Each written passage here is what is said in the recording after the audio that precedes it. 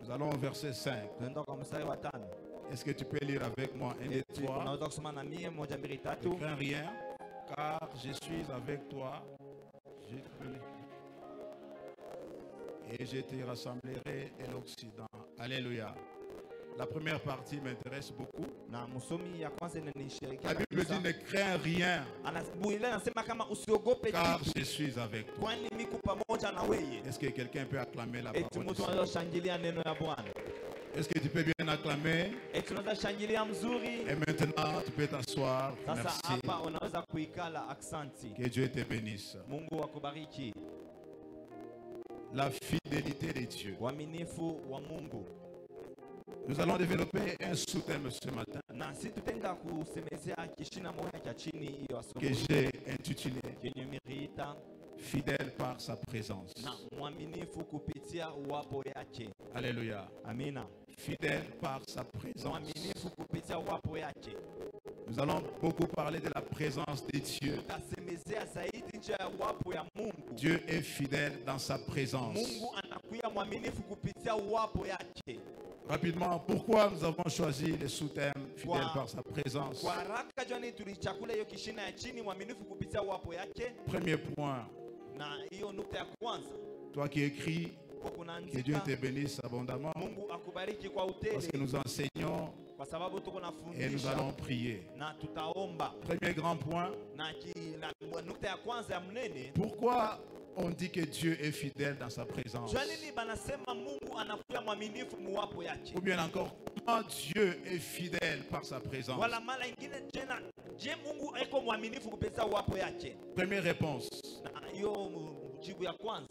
Je vais te rassurer ce matin. Si tu te retrouves dans des situations qui peuvent détruire ta vie, Dieu vient te rassurer ce matin qu'il sera toujours avec toi. Alléluia.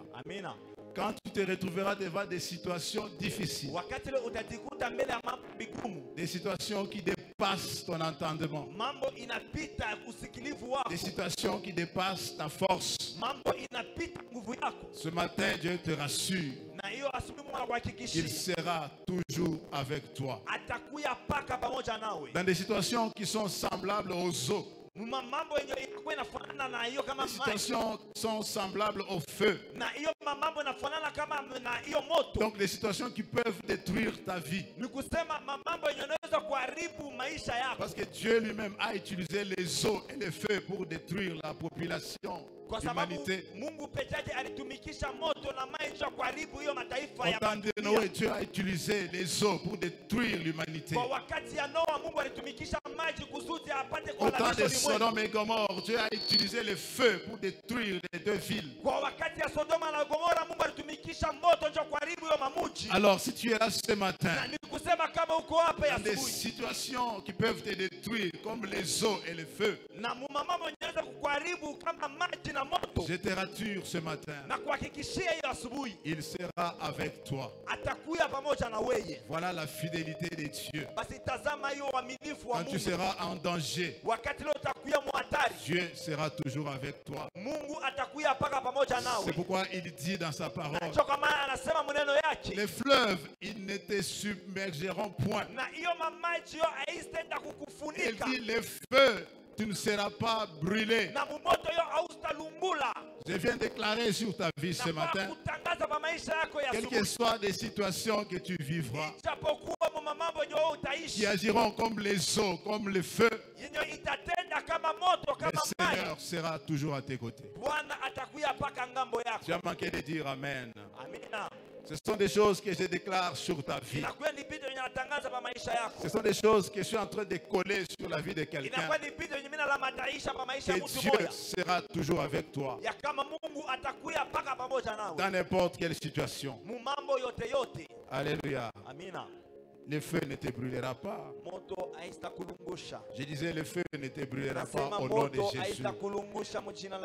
Les eaux ne te submergeront point au nom de Jésus. Na hata maji haisa kufunika mjina la Yesu. Deuxième réponse, comment Dieu est fidèle dans sa présence? Jibu ya pili namna kani Mungu anakuwa mwaminifu mwapo yake. C'est que si tout le monde peut t'abandonner, Ni kusema kama bantu bote wanaweza kukuacha, Dieu ne t'abandonnera jamais. Mungu asitakuachaka kamwe. Alléluia. Amina. Dans des situations où tu vis le rejet, Na mambo mwenye wewe unaishi kama banakutupa. dans des situations où tu vis l'abandon des Na hommes, mambo yenye wewe unaishi kama banakuachilia kwa peut-être bantu. tu es là ce matin, Samoya uko hapa asubuhi. rejeté par la famille, Banakutupa kwa jamaa. abandonné par les hommes, Banakuachilia kwa wengine. abandonné par ton mari, Banakuachilia kupitia mume wako. rejeté par ta femme, Banakutupa kupitia mke wako. abandonné par tes parents, Banakuachilia kupitia wazazi méprisé yako. par ton entourage. Banakubeula kupitia mazingira Je viens yako. te rassurer ce Na matin, kwa kuhakikishia asubuhi, quel que soit l'abandon et le rejet des humains, ijapokuwa kukuachilia wala kutupa kwa batu, le Seigneur ne t'abandonnera jamais. Bwana asitakuachilia Est-ce que kamwe. quelqu'un peut dire Amen? Eti mtu anaweza sema amina. Quelqu'un peut dire Amen. Mtu anaweza sema amina. Je viens te fortifier ce Na matin kwa kukabulia nguvu ya asubuhi, en te disant que Dieu est fidèle. kukwambia kama Mungu wako mwaminifu, Il sera toujours là atakuja kopaka quand tout le monde t'abandonnera. wakati ile bantu wote batakuacha. Le Dieu Tout-Puissant sera toujours là. Mungu wa uwezo yote atakuja kopaka Dans toutes les situations qui t'arrivent. na mambo yote nakufikia, Es-tu sûr que Dieu est avec toi? na eti kunahakikishia kama Mungu yuko pamoja nawe.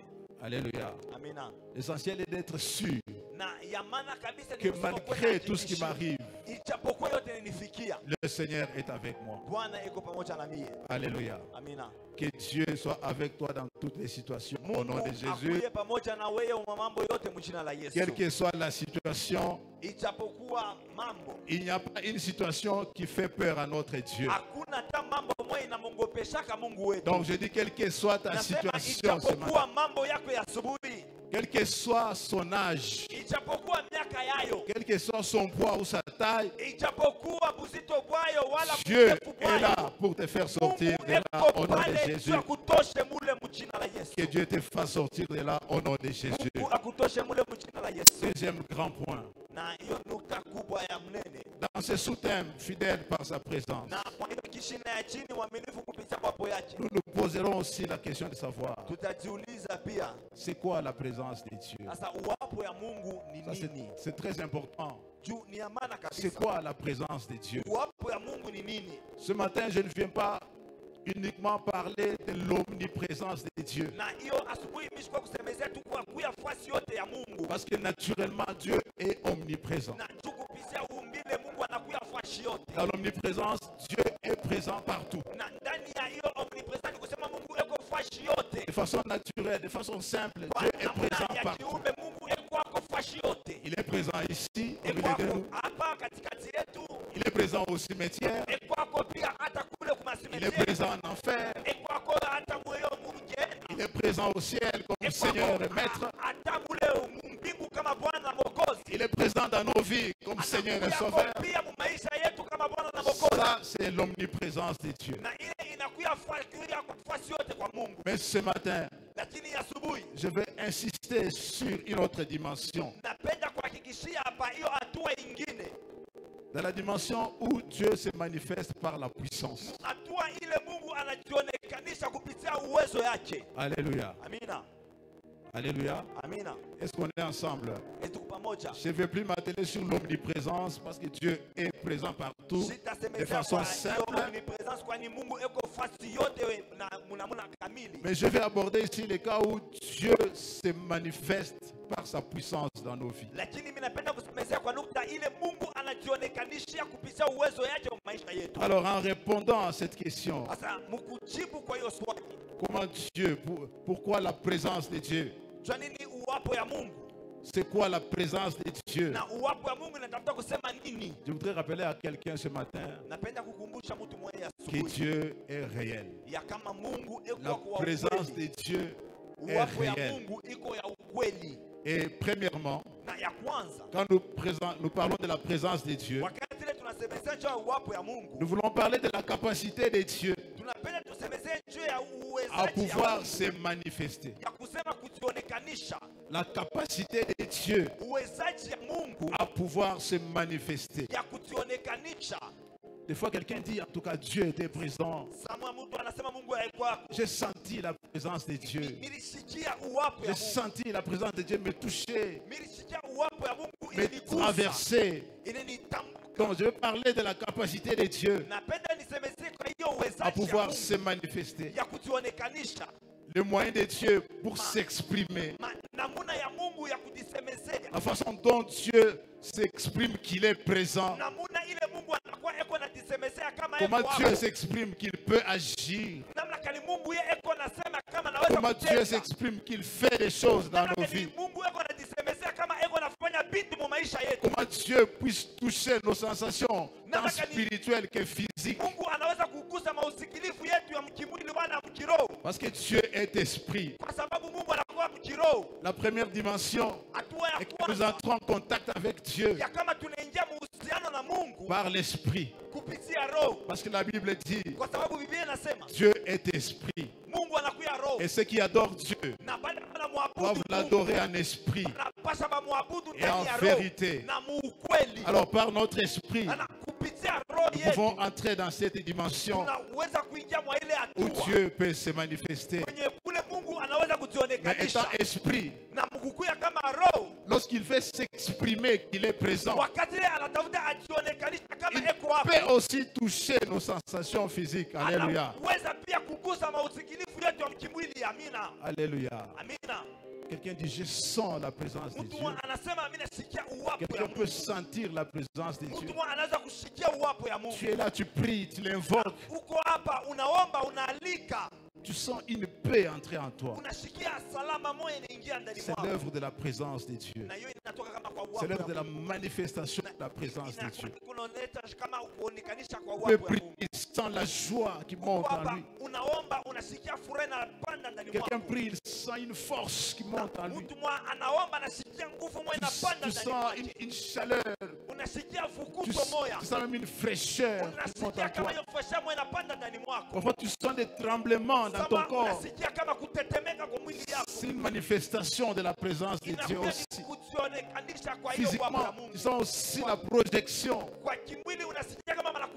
Tu sens que quelqu'un est projeté par terre. Parfois tu sens que les larmes coulent en toi. Tu sens des manifestations de la présence de Dieu. Parfois si tu sens un silence. Tu sens un calme. Alléluia. Alléluia. La présence de Dieu est vraiment multidimensionnelle. Dieu utilise tous les moyens pour montrer qu'il est là, qu'il est présent, pour se manifester, pour prouver qu'il a une action, pour prouver qu'il fait. Alléluia. Deuxième chose, c'est quoi la présence de Dieu? Parce que nous sentons que Dieu est en mouvement. Alléluia.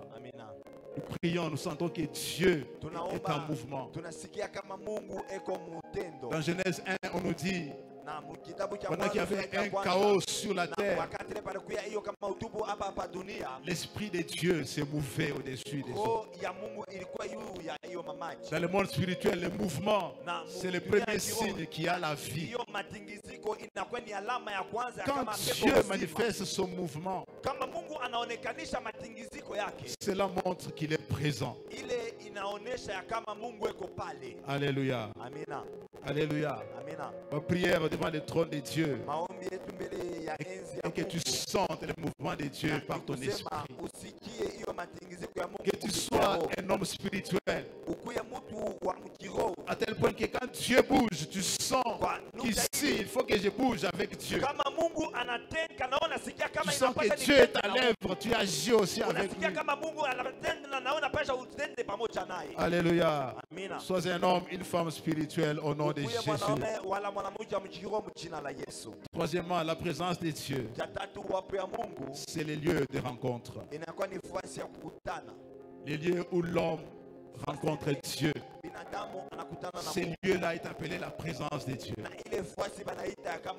L'espace où le cœur de l'homme rencontre les cœurs de Dieu. Ça, c'est la présence de Dieu.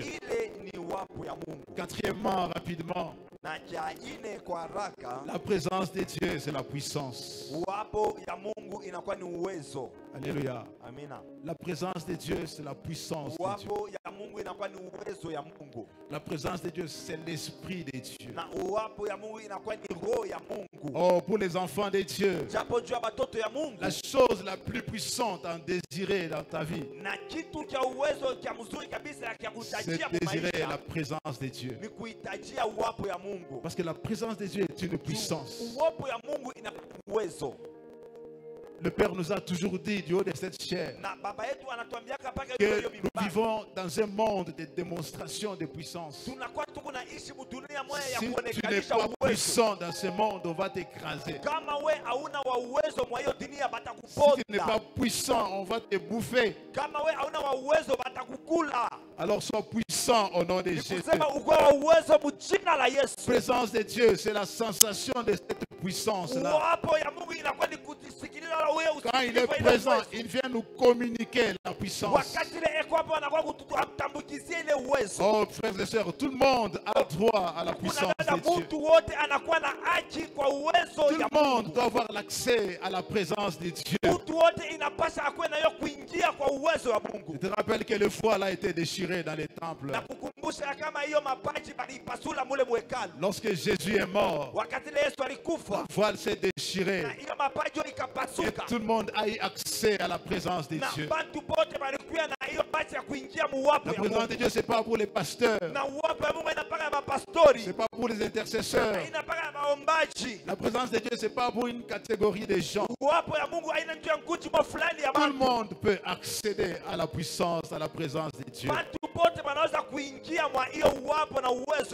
Celui qui vit dans la présence de Dieu Tout-Puissant, Dieu lui communique sa puissance. Alléluia. Alléluia. Celui qui vit dans la présence de Dieu, Dieu lui communique la puissance. La puissance de Dieu commence à se sentir dans nos vies dès lors que nous y croyons. Dès lors que nous avons la foi que Dieu est là. Alléluia. Est-ce que tu crois que Dieu est ici? Pose la question à ton voisin. Est-ce que tu crois que Dieu est présent maintenant? Pose-lui très bien la question. Est-ce que tu crois que Dieu est ici? Parce qu'il va commencer à se manifester dans ta vie. Lorsque tu y crois. Quand tu y crois, alors il est là. Quand tu as la conscience que Dieu est présent, alors il va se manifester dans ta vie. Est-ce que tu crois que Dieu est présent? Est-ce que tu crois que la puissance de Dieu peut se manifester dans ta vie? Ou bien tu penses que ce sont des utopies? Tu regardes ça chez les autres et tu n'y crois plus. Est-ce que tu peux croire seulement que la présence de Dieu est là? Que Dieu peut se manifester pour toi? Alléluia. Alléluia. Ma prière devant le trône de Dieu est que chacun de nous ait conscience, ait la foi que Dieu est présent dans sa vie. Alléluia. Que chacun de nous ait la foi que Dieu peut se manifester puissamment dans sa vie.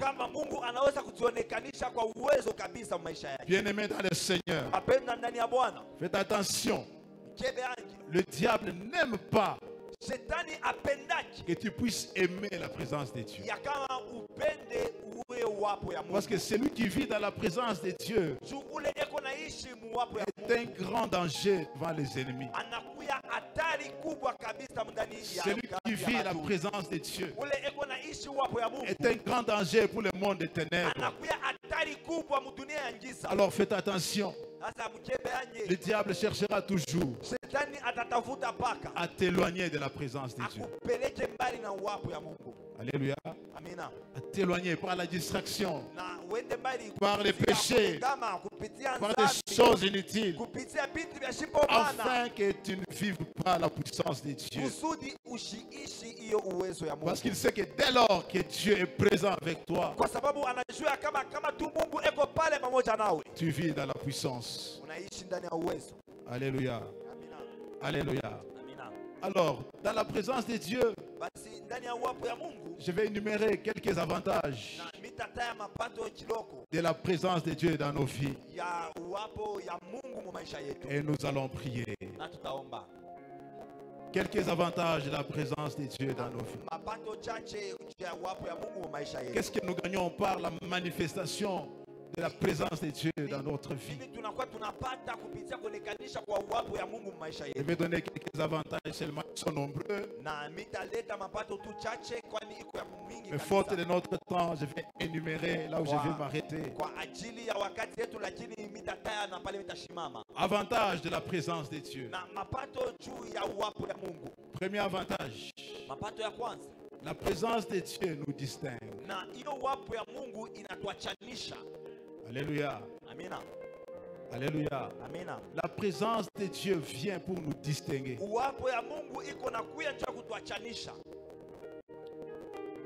Lorsque Dieu vient se manifester dans ta vie, lorsque Dieu met des moyens dans ta vie pour prouver qu'il existe et qu'il peut agir dans ta vie, il a pour objectif de mettre la différence entre toi et les autres personnes. Il y a beaucoup d'exemples dans la Bible, mais je peux prendre juste l'exemple de Joseph. Dans Genèse 39, 2, il est ainsi écrit: l'Éternel fut avec lui,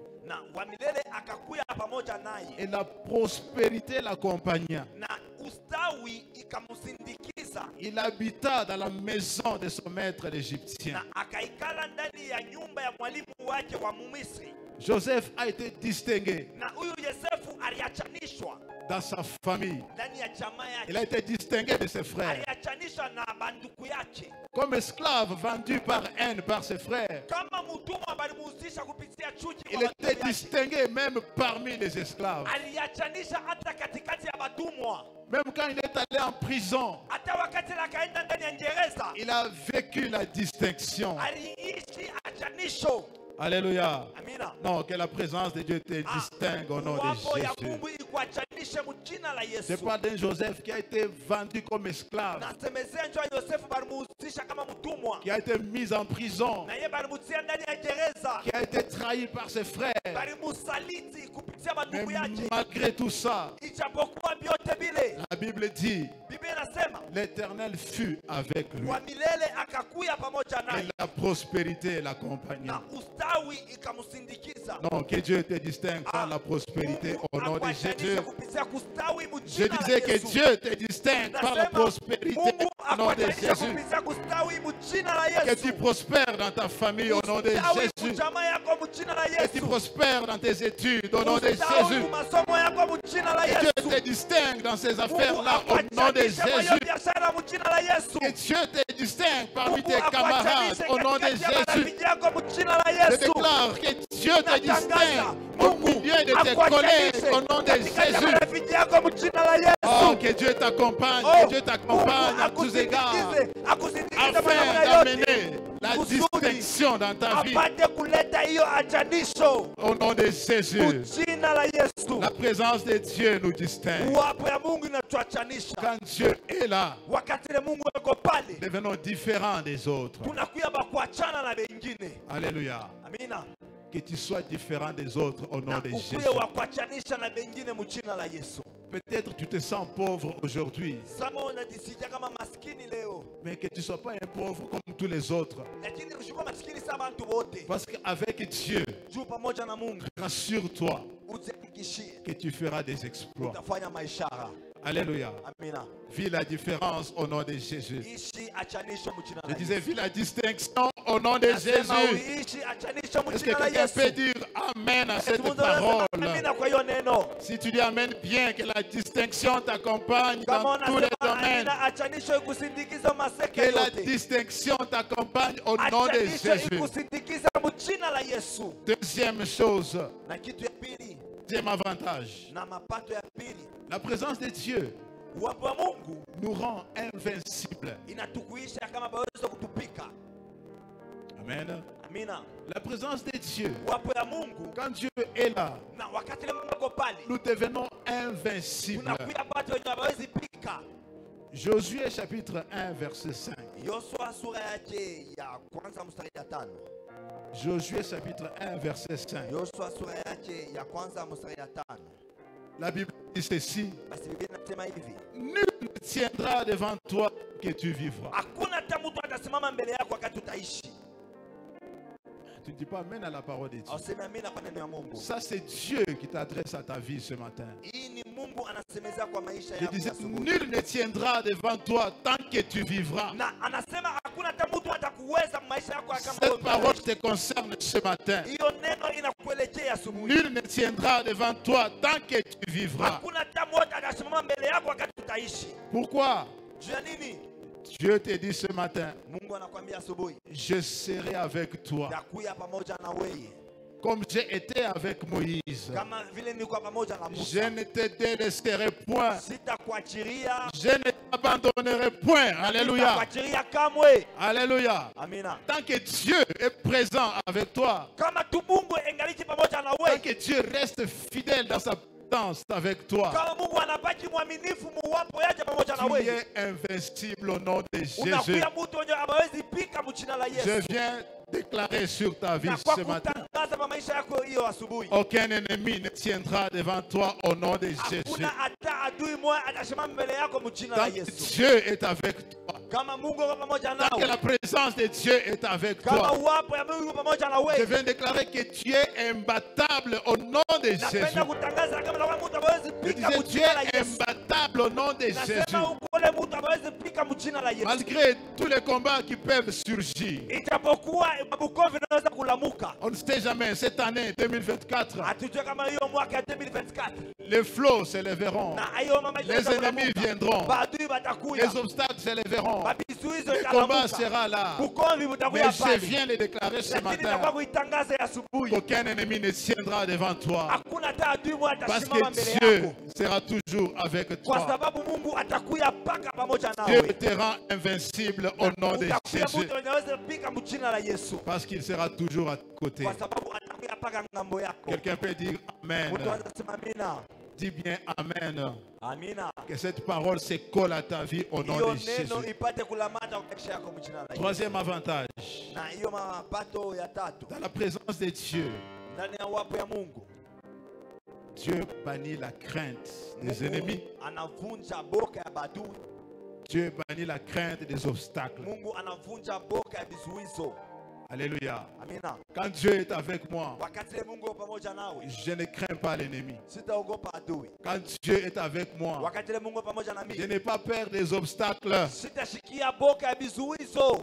Il dit dans Ésaïe 43:5, Anasema mkitabu cha 40 na la première partie que nous avons lue na ici, usomi ya kwanza yenye tulisoma hapa. Ésaïe 43:5, Dieu dit, Na Mungu anasema, ne crains rien, usiogope kitu car je suis avec kwa toi. sababu miko pamoja nawe. Ne crains rien, Usiogope kitu car je suis avec kwa toi. sababu iko pamoja nawe. Dans la présence de Dieu, Ndani ya wapo ya Mungu il n'y a pas de crainte de l'ennemi, hakuna boka ya adui ni de crainte d'obstacle. wala boka ya vizuizo. Alors je viens le proclamer sur la vie de quelqu'un ce nakuya matin. kuitangaza kwa maisha mtu mwenye Ne asubuhi. crains pas la sorcellerie de ta famille au nom de Jésus. Usiogope bulozi kwa jamaa yako Ne mjina la vis pas dans Yesu. la crainte que les sorciers vont te bouffer. Usiogope muboka kama badui Tant que tu batakula. es sûr que Dieu est là, Kama kunahakikishwa kama Mungu yuko pale, ne crains rien. usiogope kitu. Je dis, ne crains rien. Nasema usiogope kitu. Dieu est avec toi. Mungu ni pamoja nawe. Ne crains rien. Usiogope kitu. Car Dieu est avec toi. Kwa sababu Mungu pamoja na wewe. Ne crains pas la sorcellerie. Usiogope uchawi. Ne crains pas les échecs. Usiogope makushindwa. N'aie pas la peur d'affronter les affaires. Usikuye na boka ya kwenda kukumbana na hiyo N'aie pas la peur d'échouer. Usikuye na boka ya kushindwa. Ne pense pas que tu vas échouer cette année. Usiwazia kama utashindwa hii mwaka. Oui, que ce soit dans tes études, Ndio, ikuwe masomo yako. que ce soit dans tes ministères, Ikuwe huduma yako. que ce soit dans tes projets, Ikuwe que matengenezo ce yako. soit dans tes affaires. Ikuwe biashara yako. Dieu te dit ce matin, Mungu anakuambia asubuhi. ne crains rien, Usiogope kitu. car il est avec toi. Kwani eko pamoja nawe. Est-ce que quelqu'un peut dire Amen? Mtu anaweza sema amina. Que personne n'est intimide, bien-aimé. Usiku hata mtu mmoja atakugopesha Ne mpendwa. crains pas l'ennemi. Usiogope adui. Jérémie chapitre 1 verset 19. Yeremia sura yake ya kwanza mstari yake ya 9. Il est ainsi écrit. Basi imeandikwa hivi. C'est un verset que nous aimons beaucoup. Inakuya ni shairi yenye tunapenda kabisa. Ils te feront la guerre. Batakupika vita. Et puis, Na kisha ils ne te vaincront point. na abasta kuina kamwe. Telle est la parole du Seigneur. Hii ni neno ya Bwana. Ils te feront la guerre, Batakupika vita. mais ils ne te vaincront point. Lakini abasta kuina kamwe. Pourquoi ils ne te vaincront point? Kwa nini abasta kuina kamwe? Parce que Dieu est présent dans ta vie. Kwa sababu Mungu eko wako maisha yako. Alléluia. Amina. Donc ce matin, je voudrais que quelqu'un vive la présence de Dieu. Na hii asubuhi mimi nipenda mtu mmoja apate kuishi Que uwapo ya quelqu'un Mungu. désire la présence de Dieu. Mtu mmoja apate kuhitajia uwapo ya Que Mungu. quelqu'un désire la manifestation de la puissance de Dieu dans Mtu sa mmoja vie. apate kuhitajia kuonekanisha kwa uwapo ya Mungu mu maisha yake. Quatrièmement, dans la présence de Dieu, Na cha nne ndani ya uwapo ya Mungu, celui qui est faible ule kwa mdhaifu devient fort. anakuwa wa nguvu. Et l'impossible Na asipokuwezekana devient possible. inakuwa kuwezekana. Dans la présence de Dieu, Na ndani ya uwapo wa Mungu, celui qui était faible devient fort. ule alikuwa mdhaifu anakuwa wa Et ce qui nguvu. était impossible devient possible. Na ile ilikuwa isipokuwezekana inakuwa ya kuwezekana.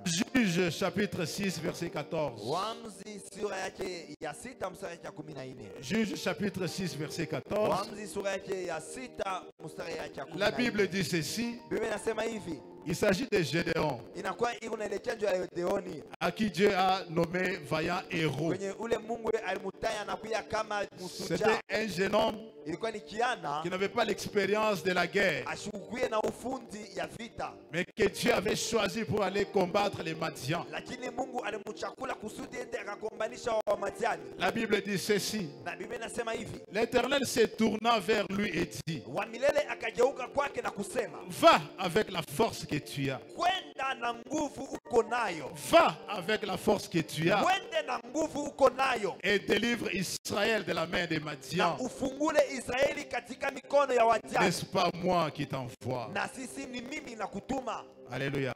Na, Ce matin, Dieu te dit, na hii asubuhi Mungu anakuambia va avec la force que tu as. wende na nguvu uko nayo. Va avec la force que tu as. Wende na nguvu uko nayo.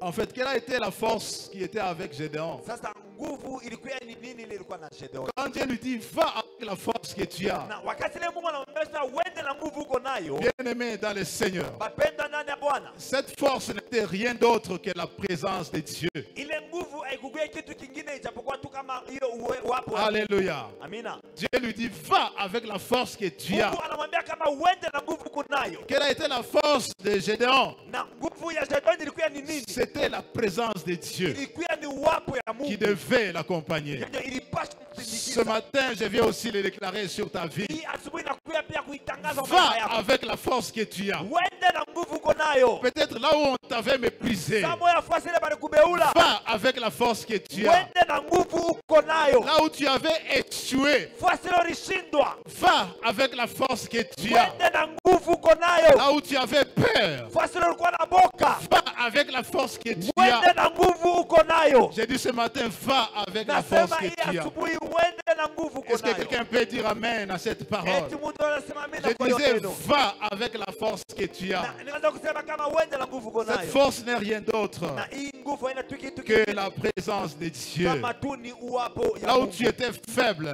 Fasi ile ulikuwa mdhaifu. Dieu te dit ce matin, Mungu anakuambia asubuhi va avec la force que tu as. wende na nguvu uko nayo. Ce matin, quelqu'un va recevoir une nouvelle force. Je voudrais que quelqu'un désire cette nouvelle force ce matin, qui n'est rien d'autre que la présence de Dieu. Ce matin, je voudrais que quelqu'un pense à la présence de Dieu, qui va l'amener à affronter l'ennemi, qui va t'amener à affronter les affaires, qui va t'amener à affronter les choses que tu avais ratées. Va avec la force que tu as. Dans la présence de Dieu, celui qui était faible, il devient fort. Alléluia. Tu as la force de Dieu ce matin au nom de Jésus. Si tu crois que Dieu est présent, tu as la force de Dieu ce matin. Là où tu étais fort, que Dieu te rende. Là où tu étais faible plutôt, que Dieu te rende fort. Je ne sais pas dans quel domaine tu étais faible, mais je viens de proclamer ce matin que Dieu te rende fort là où tu étais faible au nom de Jésus. Peut-être c'était dans la vie de prière, que la présence de Dieu ce matin puisse te rendre fort au nom de Jésus.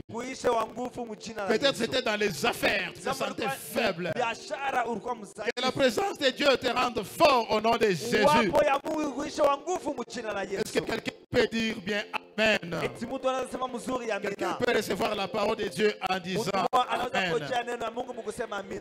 Oui, faute de notre temps, je m'arrête ici. Avec le cinquième avantage, la présence de Dieu nous communique toujours la puissance. Alléluia. Alléluia. Quand tu es dans la présence de Dieu, tu ne peux pas rentrer comme tu étais venu. Dieu est présent au milieu de nous.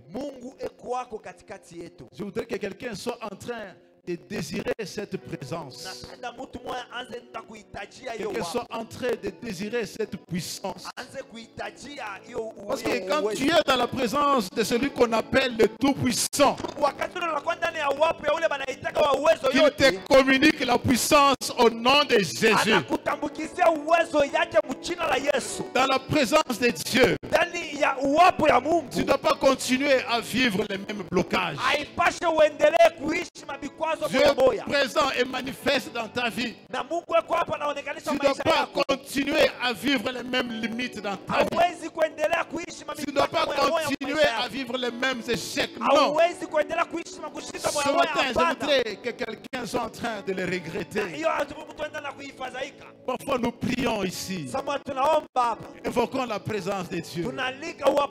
Nous prions la présence de Dieu. Mais quand tu sors, tu reprends les mêmes erreurs. Tu es dans les mêmes péchés. Tu es dans les mêmes limites.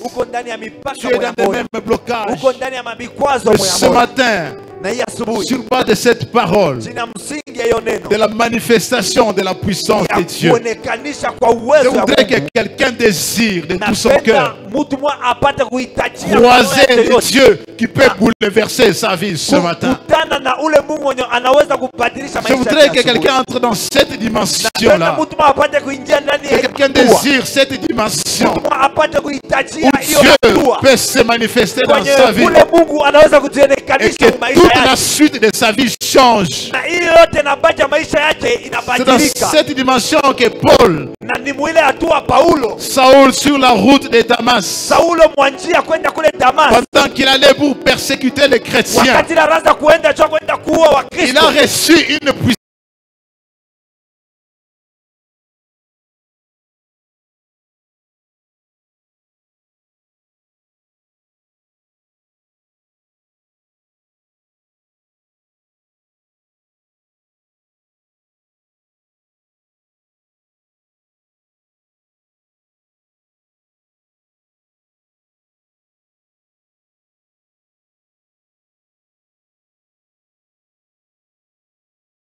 Combien de fois tu as été à l'église Combien de fois tu as prié, mais tu te rends compte même qu'aujourd'hui, tu vis les mêmes problèmes. Tu vis les mêmes erreurs. Tu vis les mêmes limites. Je voudrais que quelqu'un les désire. La chose la plus puissante qu'un enfant de Dieu peut désirer dans sa vie, c'est la présence de Dieu. Je voudrais que quelqu'un soit en train de soupirer après Dieu. Dans Psaume 42, verset 2, il est ainsi écrit: comme un biche soupire après les courants d'eau, ainsi mon âme soupire après toi, ô Dieu. Comme un biche soupire après des courants d'eau, ainsi mon âme soupire après toi, ô Dieu. Je voudrais que quelqu'un ait les yeux fermés et soit en train de désirer, soit en train d'expérimenter cette communication de puissance avec Dieu. Que quelqu'un soit en train de les réclamer, de les désirer fermement, de soupirer après Dieu, afin que Dieu se manifeste dans sa vie. Je voudrais que ce matin, que quelqu'un expérimente la puissance de Dieu. Nous avons les yeux fermés.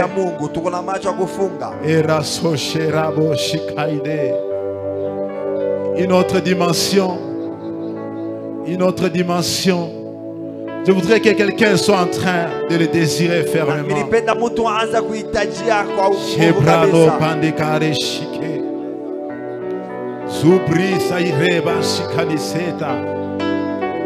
La présence de Dieu peut être là. De façon simple, Dieu est présent partout. Mais ce matin, je voudrais t'amener dans une dimension où tu désires la puissance qui va bouleverser ta vie.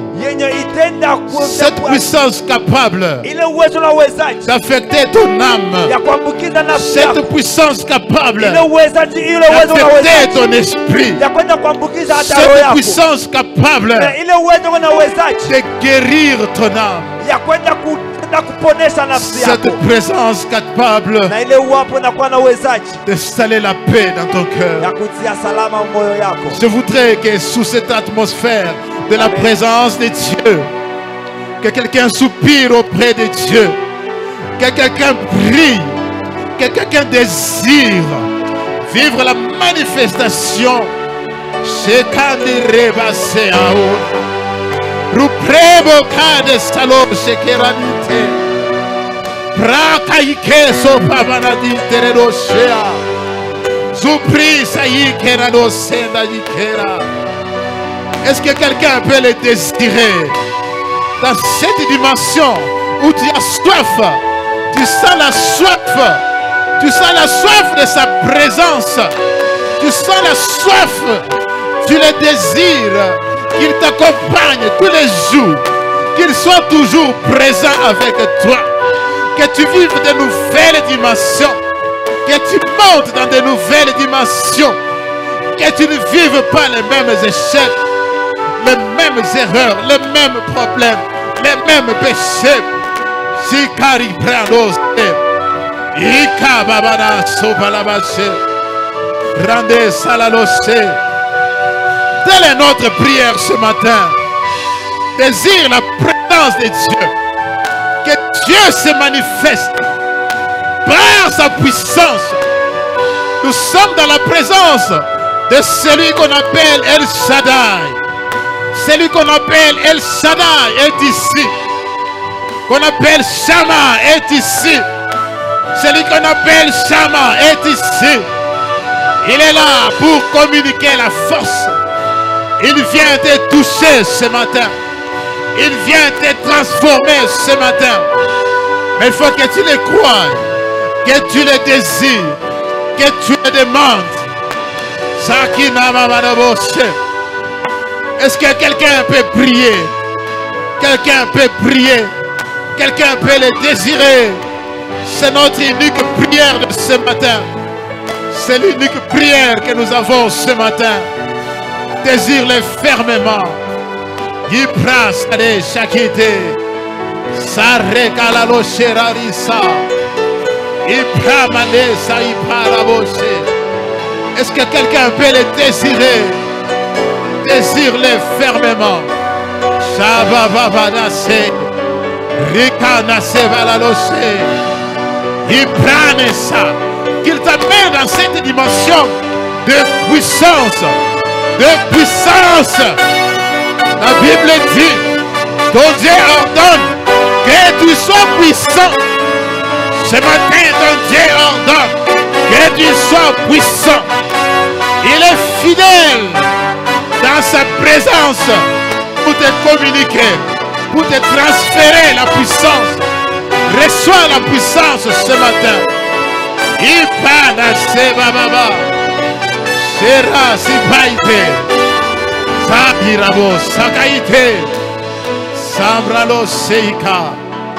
Est-ce que quelqu'un peut s'élever là où il est? Quelqu'un peut s'élever là où il est.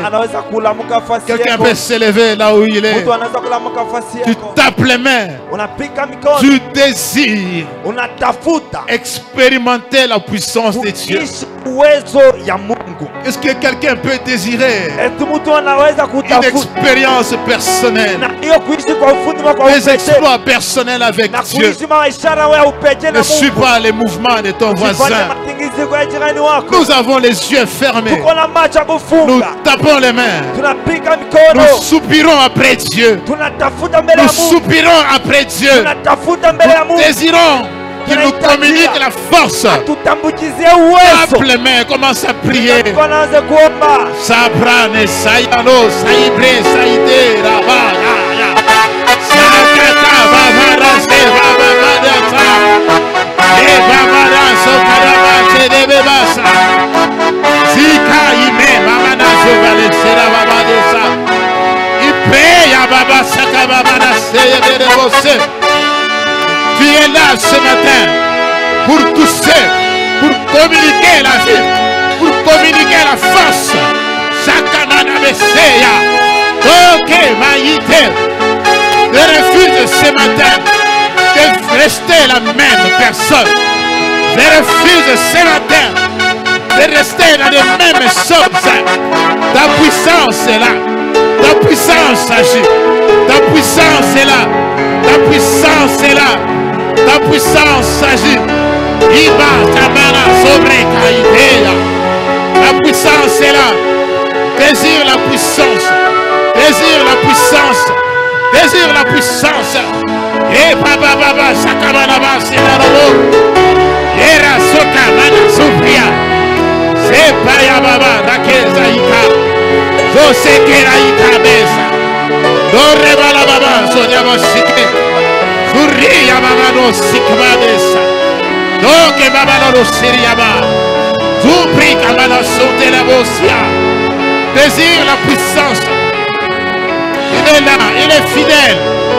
Notre Dieu est fidèle. Il est là. Il est présent. Il est présent.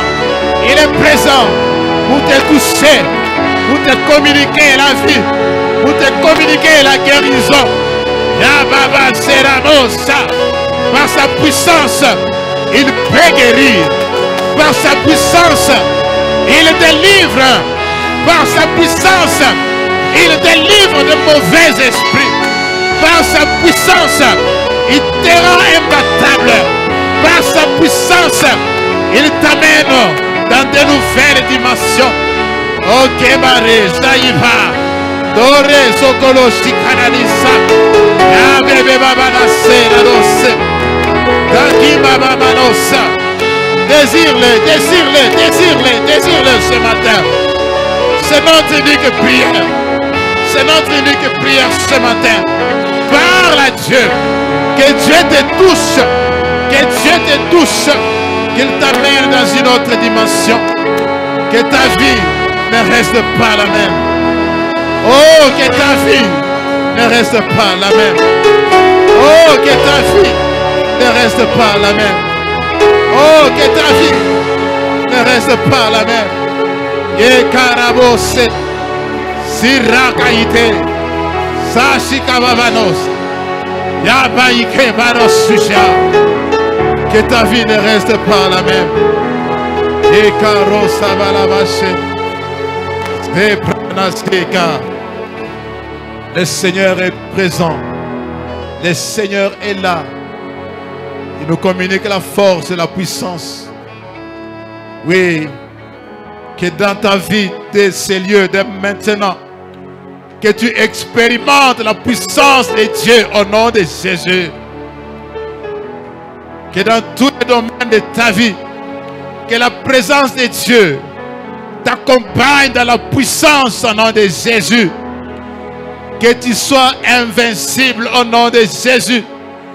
Que tu sois imbattable au nom de Jésus. Ne crains rien car Dieu est avec au nom de Jésus.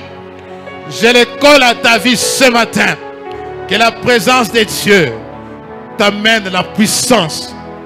Que la présence de Dieu te rende puissant là où tu étais faible au nom de Jésus. Est-ce qu'un puissant peut acclamer et pousser des cris de joie à notre Dieu ce matin? Est-ce qu'il y a quelqu'un de puissance ce matin? La puissance de Dieu est là. Oh, quelqu'un peut pousser des cris de joie. Sa puissance est là.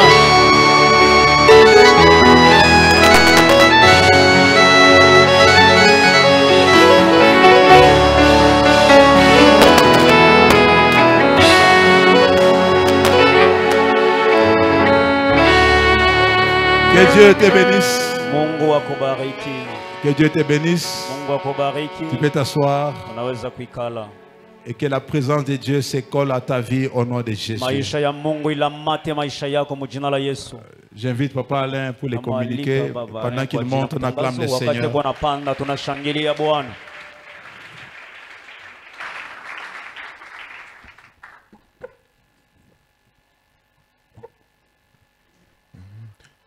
On peut continuer à acclamer le Seigneur.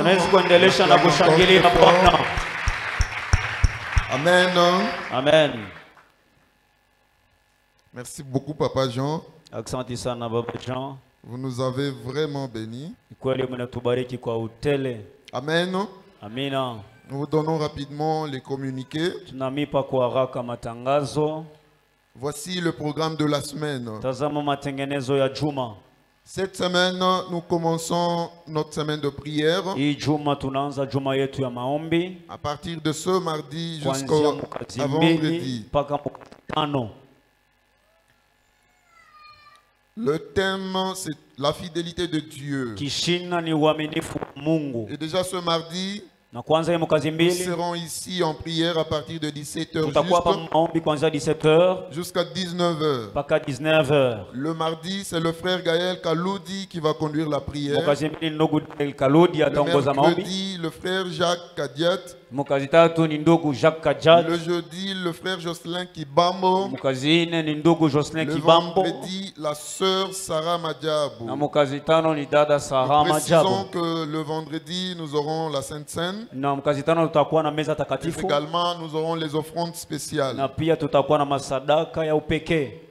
De lundi à vendredi, comme d'habitude, de 6h30 à 7h30, nous sommes ici pour la dévotion matinale. Le lundi, le frère Costa Moussoumaka qui va conduire la prière. Le mardi, la sœur Patricia Sabois. Le mercredi, le frère Michel Sébastien. Le jeudi, la sœur Sarah Madjabou. Le vendredi, la sœur Mikal Lengue.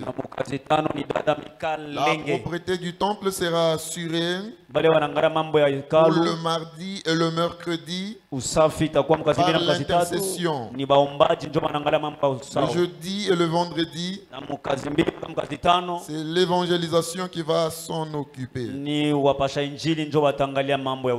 Nous continuons à encourager tous ceux qui ne servent pas encore à l'église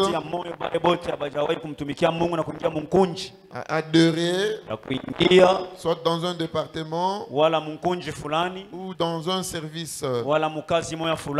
Nous avons plusieurs départements, notamment l'intercession, l'évangélisation, le social, la chorale, protocole, ainsi que le département de sœurs. Si vous ne servez pas, vous pouvez opter le choix sur l'un des départements que nous venons de citer. Nous vous invitons également à adhérer, comme je venais de le dire, dans un service. Nous avons le service de la technique, nous avons la presse, et également nous avons l'école de dimanche. Amen. Amen. Tous les jeudis, le pasteur reçoit à partir de 16h juste jusqu'à 19h. Encore, nous venons vous présenter, nous avons 3 livres qui sont en vente ici chez nous. Le premier livre que nous avons l'habitude de vous présenter chaque dimanche, c'est le livre de notre Père, la vision divine sur la montée en famille. Si vous n'en avez pas encore acheté, nous vous encourageons de l'acheter. C'est au prix de $15. Nous avons le deuxième livre. C'est le livre de Maman Hélène Mubikilai, intitulé La femme et sa mission. Ce livre revient à 20 000 francs. Je pense que toutes les mamans sont censées acheter ce livre. Vous n'avez pas encore acheté, nous vous prions de bien vouloir l'acheter. Le troisième livre, tout est créé 2 fois. C'est l'œuvre du frère Batabedi Trudon. Ce livre revient également à $15. Nous vous encourageons à l'acheter aussi. Si vous voulez en avoir, vous pouvez voir le pasteur et vous allez vous en procurer. Nous vous remercions pour votre attention.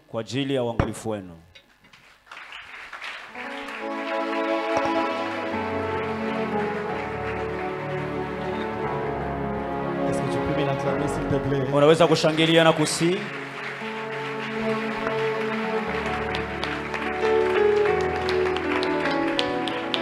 Demande à ton frère, est-ce que tu as compris les communiqués? As-tu compris les communiqués? Demande à ton frère, as-tu compris les communiqués? Que le Seigneur soit béni. Alors nous invitons Maman Sylvie pour l'exhortation à l'offrande. Pendant qu'elle s'avance, on acclame le Seigneur.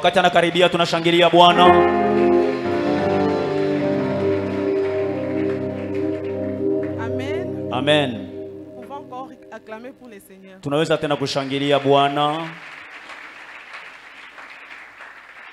Merci. Je dis d'abord merci à Dieu pour ce moment. Qu'il m'accorde de parler dans sa présence. Je dis aussi merci à notre Dazu pour ces grands privilèges. Nous allons lire d'abord quelques versets. Premièrement, des Corinthiens, chapitre 9, versets 6 à 7. Sachez-le,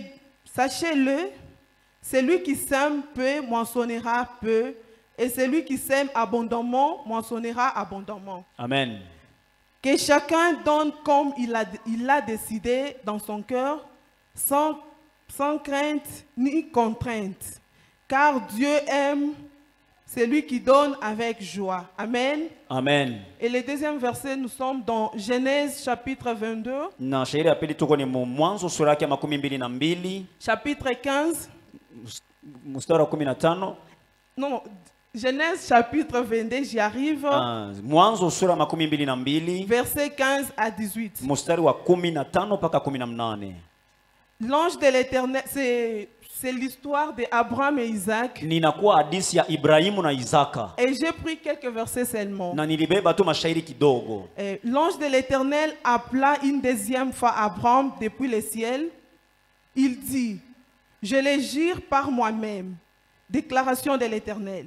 Parce que tu as fait cela et que tu n'as pas refusé ton fils unique, je te bénirai et je multiplierai ta descendance et elle sera aussi nombreuse que les étoiles du ciel, pareil au sable qui est au bord de la mer. De plus, ta descendance possédera la ville de ses ennemis. 18. Les nations de la terre seront bénies à ta descendance parce que tu as obéi. Amen. Amen. L'exhortation à l'offrande. Inakuwa ni kusubudisha njuu ya sadaka. Et le sous-thème que j'ai choisi aujourd'hui, Kakishina kakaloko kale milibeba leo. Je l'ai intitulé Nilikapatia njina ya Les miracles derrière une bonne offrande. Majabu iko kumukongo ya sadaka mzuri. Premièrement, je vais définir ce que c'est une bonne offrande. Napenda kwanza kutafsiri ni nini sadaka ya mzuri. Une bonne offrande, sadaka ya mzuri, comme la Bible vient de le dire, c'est celle qu'on donne sans contrainte, bila kukazwa, sans contrainte, bila kukazwa, avec joie, na furaha yote, en toute liberté. na muhuru wote. Ensuite, je voulais attirer notre attention ni hivi nataka kukokota angalisho yetu sur le fait qu'on ne donne pas à Dieu parce qu'on en a beaucoup. Pakusema atuweki tunamtolea Mungu tunachunga vya mingi. Mais on donne à Dieu lakini tuko namtolea Mungu pour lui montrer notre amour. Njua kumuonesha mapendo yetu.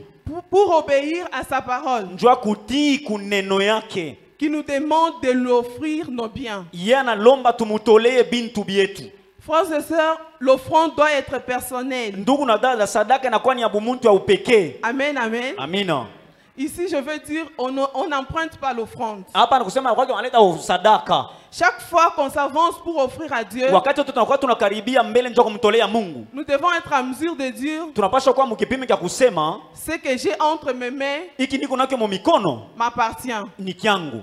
Et me représente valablement. Inanitambulisha kwa hakika. Physiquement, kwa mkimwili, tout comme spirituellement. Hata mkiroho. Amen, amen. Amina.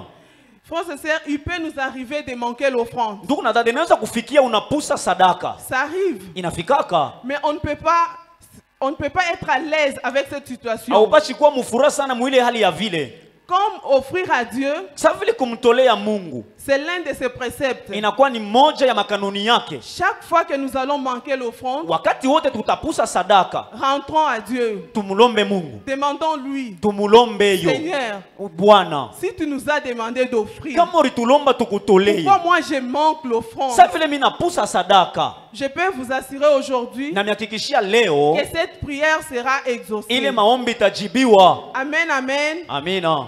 L'offrande doit être personnelle. Sadaka inapaswa kuwa ya upekee. Doit nous représenter. Paka vile inapaswa kututambulisha. Nous devons être fiers de notre offrande. Tunapaswa kuwa na fieri yote ya sadaka yetu. Parce que c'est ce que Dieu nous a donné. Kwa sababu njoo kile Mungu alitupatia. Cela étant, ile ni kuwa kama je vais donner quelques miracles derrière une bonne offrande. Taleta kimujiza kiloko liko kumukongo ya sadaka. Premièrement, ya kwanza, une bonne offrande, sadaka mzuri, est le seul mystère qui garde le ciel ouvert. Njoo inakaka siri peke yake na chaka mbingu ibakie wazi. Comme Dadi l'avait dit le dimanche passé, paka vile Dadi alisema Jumapili ilipita, l'offrande active la présence de Dieu. Sadaka inakoka inachokoza kwa uwapo ya Mungu. Quand le ciel est ouvert, kama mbingu iko wazi, la présence de Dieu est permanente. Uwapo wa Mungu iko pale ya kudumu. Deuxièmement, l'offrande active un accompagnement ya pili, sadaka iko inaanzisha ile kusindikizwa de Dieu ya Mungu. Quand le ciel est ouvert, kama mbingu iko wazi, Dieu est là. Ni kusema Mungu iko pale. Amen, amen. Amina. Deuxième miracle derrière une bonne offrande. Muujiza wa pili uko kumukongo ya sadaka ya C'est mzuri. qu'une parfaite offrande Na kusema kama unatoa sadaka produit mzuri, toujours une multiplication. inaletaka paka kuzidisha au kujumlisha.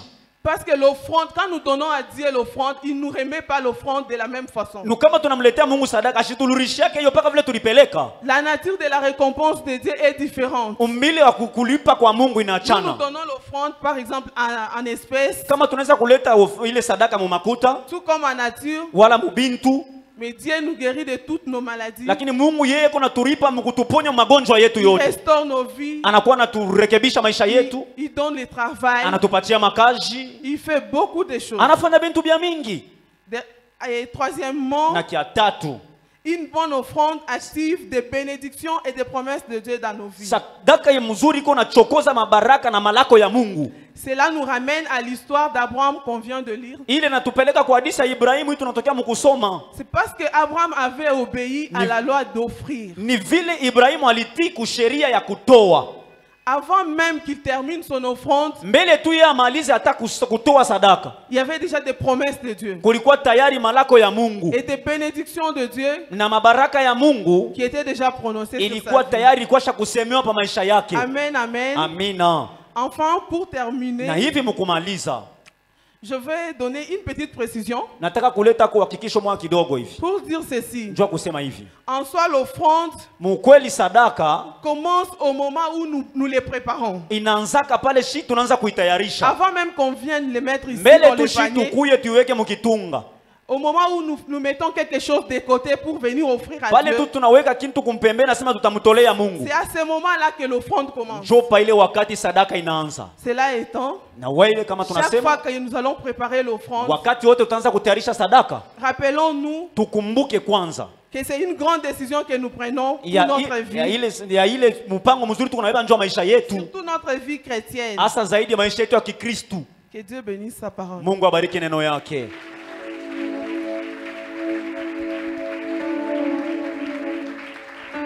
Est-ce que tu peux bien acclamer le Seigneur? Unaweza kushangilia mzuri Bwana.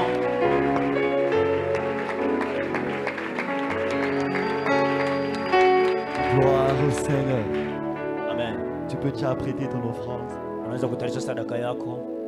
On nous a dit Wanatuambia l'offrande sadaka est le seul mystère inabakia siri peke yake, qui garde le ciel ile ouvert. na acha mbingu ibakie wazi saa yote. L'offrande Sadaka produira toujours la multiplication. italetaka paka kuzidisha au kujumlisha. L'offrande Sadaka activera la bénédiction itaanzisha paka kuchokoza baraka et les promesses de Dieu na malako ya Mungu dans une vie. mu maisha. Tu es déjà en train d'apprêter ton offrande, Unaweza kutayarisha sadaka yako, mais une chose est vraie, lakini kia kweli ni si tu manques l'offrande aujourd'hui, kama unapusa sadaka leo ce n'est pas un problème. haina mambo. Il y a un Dieu, Kuko Mungu, si tu as le cœur de donner, kama uko na moyo wa kukabula il va te les donner. atakupatia. Alors avec l'aide du protocole, s'il vous plaît, rapidement, Na kwa haraka sasa wapanga usawa watatusaidia. l'aide du protocole, s'il vous plaît, Msaada wa wapanga usawa na misi aidez-nous à faire avancer le wakati uko gens nakaribia, et nous allons offrir na tutamtolea Bwana pour la gloire de notre kwa Seigneur. ajili ya utukufu wa Bwana wetu.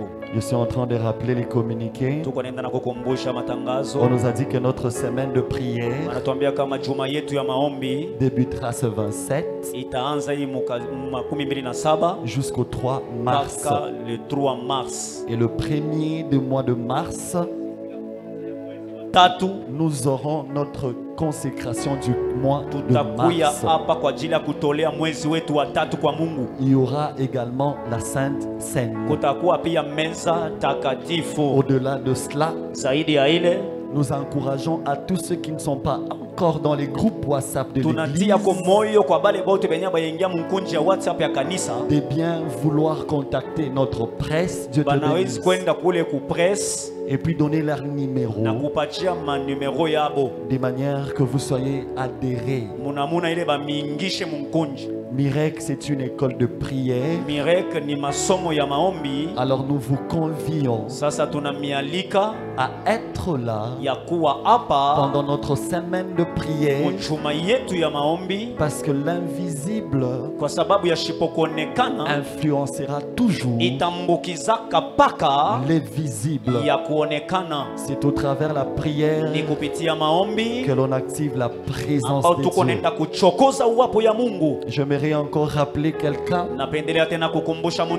que Mirek est une école de serviteurs.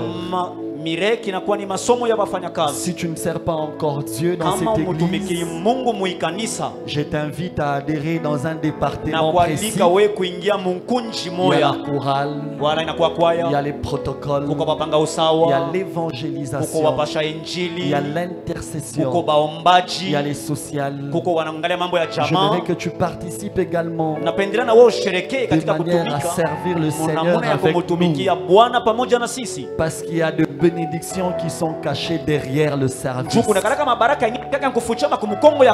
Au-delà de tout cela, j'aimerais nous inviter encore à ne pas oublier l'offrande spéciale, à notre culte de consécration du mois de mars. N'oublions pas l'offrande spéciale et préparons-nous à la Sainte Seine. Et le Seigneur nous fera énormément de bien.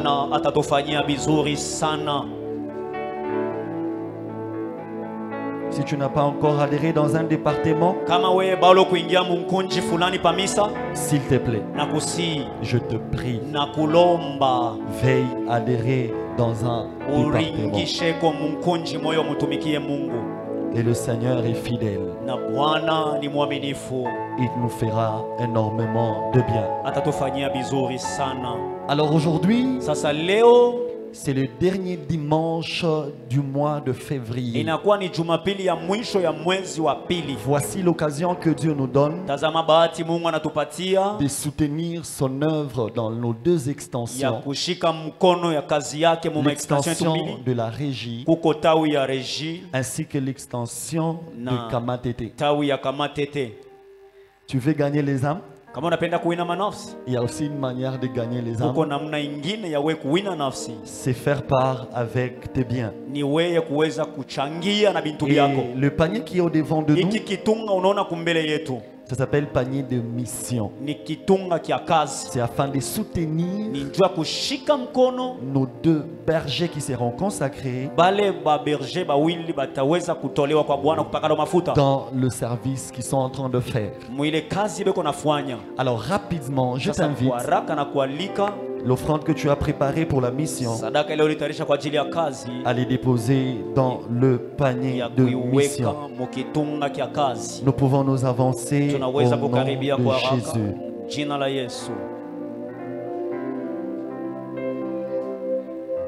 Nous pouvons nous avancer afin de soutenir les deux bergers et la mission qui se font à Kamatete ainsi qu'à la régie. Tu peux t'avancer avec joie. Tu peux t'avancer sans contrainte. Tu peux t'avancer pour le service de Dieu. Et une chose vraie, Dieu est fidèle. Il va multiplier ce que tu donnes en te donnant également au-delà de l'argent. J'en suis sûr et certaine. J'en suis sûr et certaine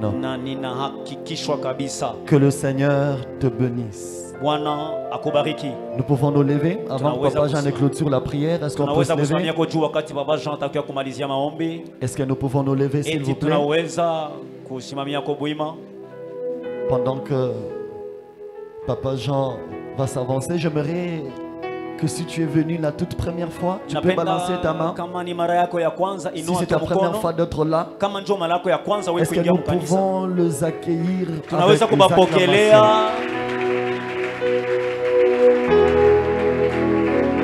Est-ce qu'on peut bien les accueillir par les acclamations? Alors s'il vous plaît, nos invités d'honneur, je vous prie de sortir en premier. Il y a une sœur et un frère à la porte qui vont vous recevoir dans un cadre bien afin de donner certains détails par rapport à notre église. Si vous n'avez pas une église d'attache, nous vous convions à faire part à notre église et le Seigneur sera glorifié. Donc de là où vous êtes, prenez votre Bible, prenez votre téléphone, prenez votre sac et prenez tout ce qui vous accompagne et rejoignez le frère à la porte ainsi que la sœur. Et pendant que vous partez, nous acclamons le Seigneur. Est-ce qu'on peut acclamer le Seigneur pour les encourager? Est-ce qu'on peut acclamer le Seigneur pour les encourager? Waouh, vous êtes nombreux, vous êtes nombreux, vous êtes nombreux. Est-ce qu'on peut acclamer pour le roi, le roi? Est-ce que nous pouvons célébrer le Seigneur? Alors fermez tes yeux. On va faire un court chant. Et Papa Jean va clôturer la prière. Yahweh biso sobelemi bebeni avec le peuple yo tosopimite mana biso solingi koloba nyonso solingi koloba nyonso osaleli biso Yahweh.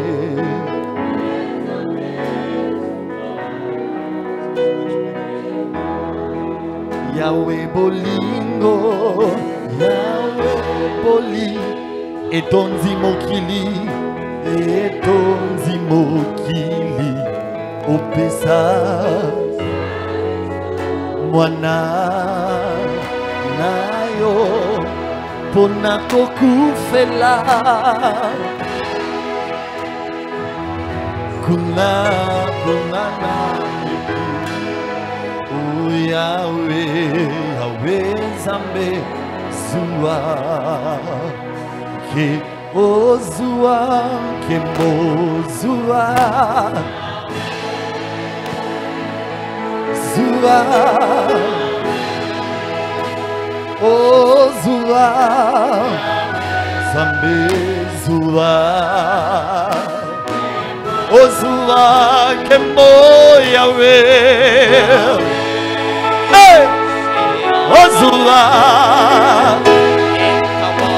Ozua, Zambe Zua, Ozua, Kembo Zua, Zua Yahweh, Zua Yahweh, Zambe Zua. Kembo, Zua, Kembo, Yahweh, Zua, Yahweh, Yahweh, Zambe, Zua, Kembo. Avant de prier, nous lisons juste une action de grâce et nous allons prier.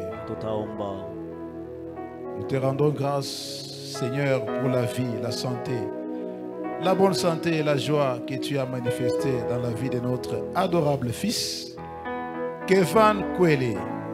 Pour cette année de plus, nous, parents de Kevan Kwele, venons te supplier d'accomplir tes promesses de bénédiction, d'amour, de longévité, afin que sa vie soit un témoignage vibrant dans ta présence dans ce monde. Amen. Amen. Famille Kwele. Jamaya Kwele. Voilà, c'est pour Kevan Kwele. Kwa ajili ya Kevan Kwele. Il est où? Eko wapi? Où est le fils Kevan Kwele? Kevan Kwele. Est-ce qu'on peut acclamer le Seigneur pour Kevan? Kevan soit dans la joie. Joyeux anniversaire. Est-ce qu'on peut aussi prier pour Kevin? Et on prie aussi pour quiconque a fêté son anniversaire pendant la semaine. Bénissons leur vie au nom de Jésus. Nous bénissons Kevin, Seigneur Dieu, pour cette année nouvelle qui s'ajoute dans sa vie. Qu'il prospère et qu'il vive les bénédictions et les promesses de Dieu. Comme les parents ont écrit, qu'il soit un bon témoignage dans la famille, dans l'église et dans ce monde. Au nom de Jésus, nous bénissons quiconque a fêté son anniversaire, mon Dieu. Que sa nouvelle année soit prospère, soit bénie en ta présence. Au nom de Jésus, nous disons Amen. Amen. Voilà, nous allons élever le nom de notre Dieu pour la fin de ce culte. Nous allons lui dire merci pour tout ce qu'il a accompli ce matin. Et nous allons bénir notre semaine. Que la présence de Dieu nous accompagne tout au long de cette semaine de prière. Dieu puisse nous aider à être là pendant tous les jours de la semaine de prière. Mardi, mercredi, jeudi, vendredi, nous serons ici. Élevons nos voix et prions le Seigneur. Merci Seigneur pour ce culte. Que l'honneur, la gloire te soit rendue, Père. Merci. Merci pour l'adoration, pour la louange, pour la modération, la prédication. Merci pour ta présence qui affecte nos vies. Merci pour ta présence qui vient transformer nos vies.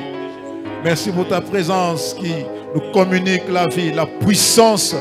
Que dans ce monde, oh Dieu, en quittant de ces lieux, Père, que chacun de nous vive la puissance de Dieu dans sa vie au nom de Jésus. Seigneur, nous venons proclamer une semaine de puissance. Cette semaine de prière, aide-nous à être là. Mardi, mercredi, jeudi, vendredi, nous voulons être là dans la puissance dans ces lieux. Nous voulons encore vivre la puissance. Nous voulons encore vivre les manifestations de ta puissance. Car tu es fidèle, Père. Tu es le Dieu fidèle dans ta présence, dans nos vies. Que ta présence accompagne, Seigneur, de ces lieux. Merci Père. Merci mon Dieu. Que Dieu bénisse le retour de chacun de nous. Amen. Et que cet après-midi nous soit favorable. Amen. Et que la semaine nous soit aussi favorable. Amen. Au nom de Jésus, amen. Nous disons Amen en acclamant très fort, en poussant des cris de joie. Amen. Merci Seigneur. Bon dimanche à tous. Salut ton frère, ta soeur en son nom. Je dis bonjour, bon dimanche. Merci.